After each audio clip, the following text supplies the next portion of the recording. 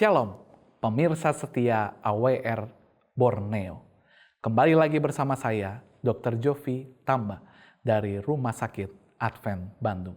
Kembali lagi, pada hari ini kita akan kembali membahas 10 hukum kesehatan yang berasal dari Lifestyle Center Rumah Sakit Advent Bandung. Kemarin kita sudah membahas beberapa hukum dan pada hari ini ada hukum yang penting yang kita harus lakukan di dalam kehidupan kita, yaitu hubungan sosial yang baik. Kalau kita sadari, organ-organ yang ada di dalam tubuh kita tersusun dari sel, kemudian menjadi jaringan, dan akhirnya pun menjadi organ. Dan setiap sel, organ, dan jaringan semuanya itu saling berkoordinasi, saling berhubungan antara organ yang satu dengan organ yang lainnya. Otak tidak bisa hidup tanpa jantung, dan tentunya jantung tidak bisa hidup tanpa otak. Keduanya saling berhubungan, dan yang paling penting, hubungan mereka itu baik. Ketika jantung lemah, maka otak pun akan menjadi lemah. Dan kalau kita ketahui, penelitian yang terjadi di Alameda dikatakan bahwa ketika orang-orang kekurangan dukungan sosial, ini meningkatkan angka 2-3 kali beresiko untuk meninggal dini. Ngeri sekali Bapak Ibu sekalian. Jadi kalau kita kurang dukungan sosial, kita akan mudah untuk meninggal dibandingkan dengan orang yang mendapatkan dukungan di sosial. Bahkan penelitian di Swedia mengatakan bahwa 4 kali lebih besar resiko meninggal dini jika kesepian dan dalam keadaan yang sendiri. Ini merupakan hal yang pilu ketika kita sendiri atau ketika kita tidak memiliki hubungan sosial yang baik, maka kita beresiko untuk sepian. Dan ketika kita kesepian, maka ini meningkatkan resiko kita untuk bisa meninggal. Kalau kita ketahui, Aristoteles merupakan salah satu orang yang peneliti yang jenius yang mengatakan bahwa manusia itu adalah zoon politikon. Apa artinya Bapak Ibu zoon politikon?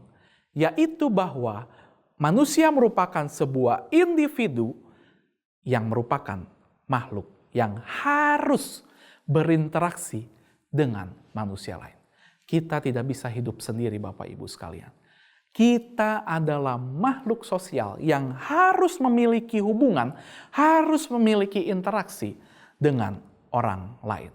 Oleh karena itu, di dalam Kejadian 2 ayat 18 dikatakan, Tuhan Allah berfirman, ini pada saat penciptaan Bapak Ibu sekalian, dikatakan, Tuhan Allah berfirman, tidak baik kalau manusia itu seorang diri saja.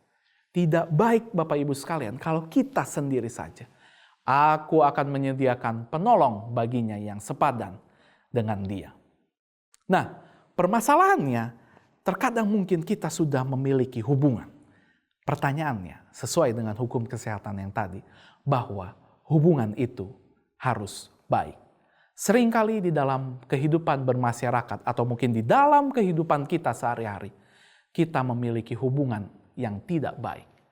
Nah, seringkali hubungan yang tidak baik ini disebabkan oleh pertengkaran. Hal inilah yang menyebabkan kita tidak memiliki hubungan yang baik dengan orang-orang yang ada di sekitar kita.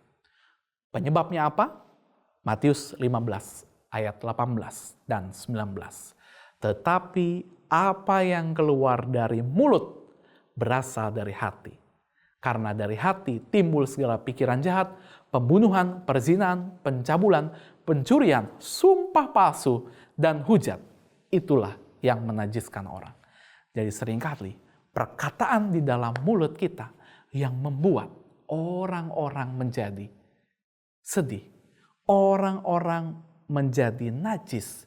Sehingga kita tidak memiliki hubungan yang baik kepada orang-orang yang ada di sekitar kita. Yakobus 4 ayat 1-2. Dari manakah datangnya sengketa dan pertengkaran di antara kamu? Bukankah datang dari hawa nafsumu yang saling berjuang di dalam tubuhmu? Jadi, terkadang hubungan kita mungkin tidak baik. Hubungan kita mungkin terganggu oleh karena kita sering mementingkan diri kita di dalam kehidupan kita. Kita tidak mengetahui dan tidak menyadari bahwa keinginan kita, hawa nafsu kita menyebabkan hubungan di sekitar kita menjadi kacau. Lantas, bagaimana solusinya supaya kita bisa menghidupkan salah satu hukum kesehatan hubungan sosial yang baik? Kuncinya Bapak Ibu sekalian, Matius 6 ayat 14 dan 15. Apa katanya? Karena jikalau kamu mengampuni kesalahan orang, Bapamu yang di sorga akan mengampuni kamu. Kata kuncinya agar kita dapat memiliki hubungan sosial yang baik di dalam kehidupan kita. Marilah kita sama-sama mengampuni kesalahan orang. Tidak berhenti di situ saja. Galatia 6 ayat 2 mengatakan, bertolong-tolonglah menanggung bebanmu, demikianlah kamu memenuhi hukum Kristus. Mari kita sama-sama menolong. Kita jauhkan hawa nafsu kita. Kita jauhkan kepentingan diri kita. Kita dekatkan diri kita saling mengampuni. Dan yang paling penting, bertolong-tolong. Sehingga kehidupan masyarakat kita akan menjadi lebih baik. 1 Timotius 6 ayat 18-19. Peringatkanlah agar mereka itu berbuat baik, menjadi kaya dalam kebajikan, dan suka memberi, dan suka membagi. Inilah yang harus kita hidupkan di dalam kehidupan kita. Jauhi hawa nafsu kita, jauhi kepentingan diri kita. Marilah kita sama-sama mengampuni. Marilah kita sama-sama tolong-menolong, berbagi kebajikan di dalam kehidupan kita, agar kita dapat menghidupkan satu hukum kesehatan yang penting, yaitu bagaimana kita memiliki hubungan sosial yang baik. Terima kasih, Tuhan memberkati.